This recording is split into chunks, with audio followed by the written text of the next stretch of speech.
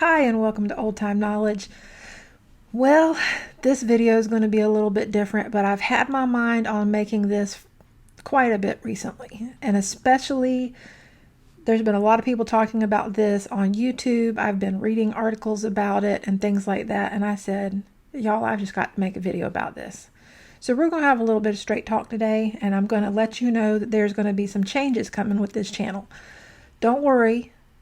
Don't worry. I'm not going to stop making all the delicious food. I'm going to keep making all those delicious recipes, but I'm also going to be adding some more content. And I've got to be honest with you, it really goes to the heart of what I started Old Time Knowledge for, which originally started as a blog. It didn't start as a YouTube channel. So let me take you on a little history trip back to last year when this channel started. Well, we all remember that pandemic. How could we forget? Because we're still living through it now. We all remember what things were like last year when everyone was caught off guard, and all of a sudden this virus we were hearing about was turning out to be more serious than anyone realized, and they started shutting things down, and you couldn't go to your grocery store, and people were panicking, and they couldn't buy toilet paper. Do you remember that? That was a scary time. But I have to say that, I was really thankful that I was raised the way that I was when that happened, because there was never a point of time during that pandemic where we were caught off guard and where we didn't have the things that we needed. Y'all, my parents both grew up on farms. My grandparents have been farmers. My generations and generations, I come from a farming family. And when you're a farming family, you don't think about prepping. You don't think about, all that stuff that you hear people talk a lot about as far as like this extreme prepping and stuff like that. No, keeping a stocked pantry and keeping plenty of supplies on hand for your household is just like basic responsibility. It's just making sure you're taking care of your household and your children and your family and all the things that you need. It would just be thought of as irresponsible, honestly. People like my grandparents and my parents, they grew up, it would have been irresponsible for somebody to only think about what they've got from one week to the next. And really, this is not a matter of like people who don't have enough money or people who do have enough money. Dollar Tree has things that you can buy to be prepared. It doesn't have to be expensive to be prepared and to have a well-stocked pantry. And I hope people after this last year are thinking more about that. I will say that last year in the spring, because everyone was at home, I was glad to have the opportunity to go back to gardening, which is something I hadn't done much of in about 10 years. Not quite 10 years, but getting close to 10 years. So I started gardening, and that was what made me start Old Time Knowledge, because I was like, well, these are all these old time things I know how to do and I'm enjoying doing, and I'm going to write about them because not everybody knows how to do them. And a lot of people are learning new hobbies now. They're home. They can't go anywhere. They, are kind of just stuck really without much to do. They're stir crazy and everything else. So a lot of people started gardening last spring. Places that sold seeds were running out of seeds. It was hard in some months to be able to buy enough enough garden soil or garden supplies and things like that, because people were starting to garden and things that they haven't done in many years, and Lowe's and places like that were just caught off guard. And that's to say nothing, y'all, of the canning jar shortage of last year, which is still affecting us, those of us who do canning today. Lisa Sutton last night, my nose is itching, y'all. It's allergy season. Lisa Sutton last night on Monday Night Live, Sutton's Days, the Sutton's Days channel. She was talking last night about aluminum shortages and the canning lids still being in short supply. And that's true. You might have plenty of jars, but if you don't have lids, what are you going to do? You're not supposed to reuse lids. You can, but then you might be basically throwing away the food you've canned because there's a good chance that they're not going to seal. Or if they do, that the seal might not last. So, these are real issues. But what I'm kind of wanting to shift this channel to a little bit is talking more about some of those things that have to do with just being responsible and being well stocked and having the things you need and your family needs and things like that. I want to help you think of creative ways to store stuff in your house. We live in a, we have a small amount of space. We don't have a great big house that my son and I live in. And because of that, I have to be creative about where I store things, but not to mention the fact that I store things a lot of different ways. I do canning, I do dehydrating, I have 5-gallon buckets, I do vacuum sealing. So there's like a lot of different ways I go about doing things. I also have a well-stocked freezer. And so I want to be doing videos about some of that and talking about some of that. I want to make this more normal. I want to make this something that people just do. Back in the day, like decades ago, this was just normal. This was something people just did. I don't know what caused people to get away from just basic preparedness. I really don't. I don't understand what happened. But we need to get back to it. We really need to get back to it because, like I said, I come back to the fact this is just about being a responsible adult. And, you can talk about, oh, we're on such a tight budget. We're on a tight budget. I'm on a very tight budget.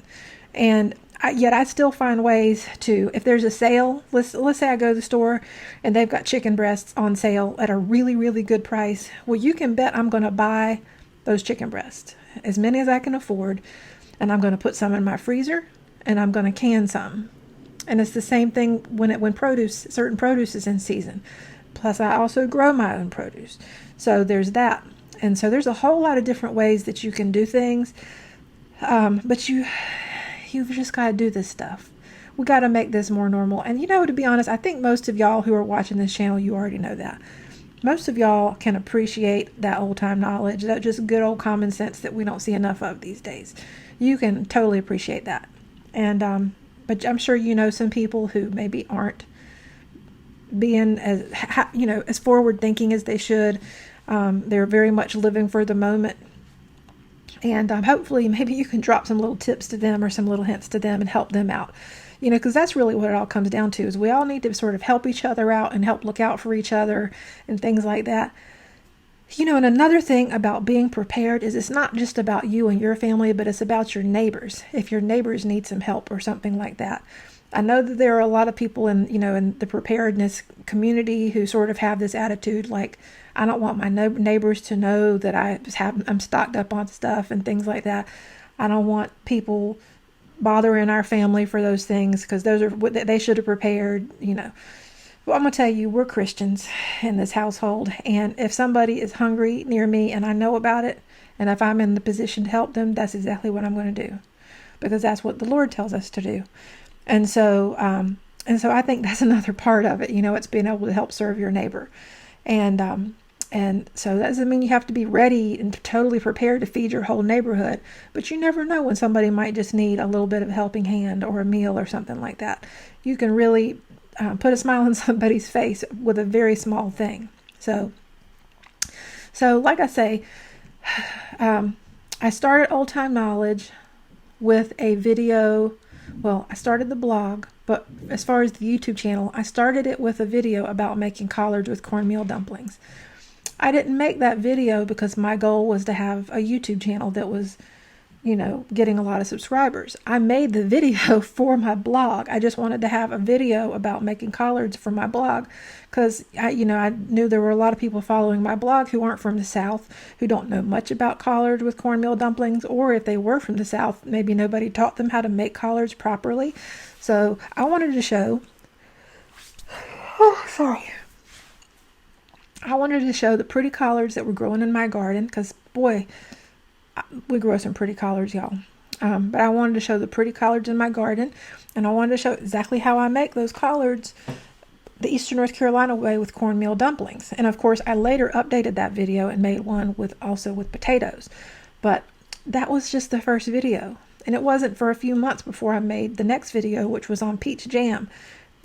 Again, that was a food preservation thing. That was along in the vein of like sort of pantry stocking and preparedness, and also being able to put up the current harvest, the things that are fresh now, and being able to enjoy them for months and months to come. And so that was the second video. But then after that, I started making more videos, and I made a couple of other canning videos, but I haven't done much beyond that. But going forward, I'm going to be adding in more content of canning, dehydrating, vacuum sealing things, all kinds of clever ways to store food, store household items and things like that. But I'll also be having my typical delicious recipes. So I don't know how, if I'm going to do a couple of videos a week. It's just going to be what I can make time to do. I'm just going to do the best that I can. And I'm going to, try to have at least one good recipe a week. But then I might have one video that might be more about having a stocked pantry and things like that. I hope y'all don't mind. I hope you're not going to mind seeing more of my face and me talking and sometimes kind of preaching a little bit on here because I've got a lot of opinions about a lot of things. But I'm in a place where I really want to encourage people. I want to encourage people, and I want to let you know you can do this. We're on a budget. If we can do this, you can do this. Anybody can do this. So if there's any topic that you'd like to see me cover that's got to do with these things, let me know. I want you to leave a comment below about it. As I get into more canning videos, I know I'm going to be working from a list of videos. A list of things my dad sent me just a couple of days ago. He's wanting to get his pantry stocked back up, and he loves that I do canning. So he sent me a wish list. He said he wants me to do, and I'll be doing some of these. So these are some of the ones I'll be doing. The kind of soup you made before with ham meat in it. So he's talking about this summer vegetable soup that I make. I'm going to have to wait and make that one once corn is in season, because that one is really, I like to use fresh Silver Queen corn for that. And I'll show you how I put corn up. That's another video. So that soup is one thing. He mentions a bunch of beans. Y'all, my daddy loves beans. He put dried lima beans, navy beans, green beans. Then he mentioned collard. I am not a fan of canning collards. But if my daddy wants collards, I'll can some collards for him. Honestly, I don't know why you're going to want to eat collards if you're not going to have, the ham hock and the cornmeal dumplings and maybe the potatoes with it. But if he wants collards, I'm going to can collards for him. He says any other kind of greens, any other kind of normal vegetables, tomatoes are fruit technically, but tomatoes, corn, carrots, potatoes, squash, etc., pint jars, half pint jars, anything is fine with him. Then he says peach jam. He loves my peach jam, which is the same as my grandmother's peach jam, which is his mama, which she used to make all the time when I was growing up, and probably long, long before that. I'll link that video somewhere up here. So there's a lot, a lot of you might not even have canning on your radar, but you should. You absolutely should. I cannot tell you how much I love to be able to go in my pantry and grab a pint jar of chicken breast that I have canned and make some chicken salad, and it's ready in 5 minutes. Or to take another jar, like a quart jar of chicken breast, and make some chicken and pastry in less than an hour. Actually, probably about a half hour. I have a video on that too that I'll link wherever those cards go up here. So, it's so convenient. You'll find that you spend a lot less eating out if you start canning, because you'll have quick food that's easy to open. You don't have to wonder about what's in it because you canned it yourself. So it's all natural ingredients. Really good stuff. Let me see if there was anything else I wanted to cover. Okay. So this is the thing. Even though the pandemic is winding down, and we have a vaccine. It's great that we have a vaccine. I'm celebrating the fact that we have a vaccine. My grandparents, who are in their late 80s, have been vaccinated. Thank the Lord. My parents have both been vaccinated. I'm very glad about that. And I'm still on the fence about whether or not I'll be vaccinated. If I am, it's going to be down the road, because I want to make sure all the older people and the people who really need it can get vaccinated first. But even though things are winding down with that, and even though things seem in a lot of ways like they're getting back to normal a little bit, just a little bit, we're going to keep feeling the effects of this. But there's always something. There's always something that can happen, whether it's a natural disaster, whether it's loss of a job, whether it's somebody, getting sick or whatever. There's always plenty of reasons to be well stocked on all kinds of things. So you should be. If gas prices keep going up, and they have gone up, what do you think is going to happen with your food prices? They're going to go up because that gas that is used to get the food from wherever it was grown or wherever it was processed to your store, that's going to affect the prices. The gas is going to affect your food prices.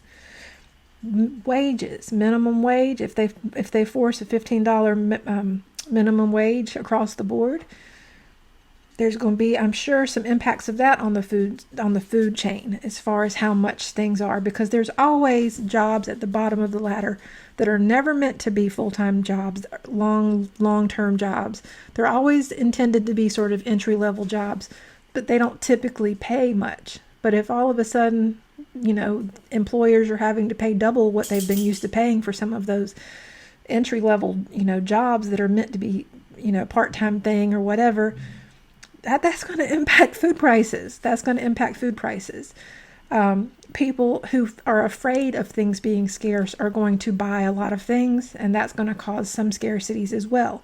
That shouldn't keep you from stocking up. We saw that happening last year with canning because people were getting back into canning or getting into canning for the first time last year, and Ball had never seen as much demand on canning in decades, and so they were caught off guard, and so all the canning supplies were bought up last year. If you can get a pressure canner now, get one. If you can get jars or canning lids, get them. Get them at your first opportunity, because that's another thing that's so great about it is if you have a stocked freezer and your power goes out, if you can, you can save all that stuff. You can always put a pressure cooker, on a propane stove outside or some other kind of way to make sure that you've got heat even if you've lost your power. And then you can save all that food. And so that's a very good thing. So just a lot to think about. There's going to be a lot I'm going to be talking about, and I hope you'll enjoy it. And I just thank y'all for watching and listening to me talk all this time. I'll see you again soon. Bye-bye.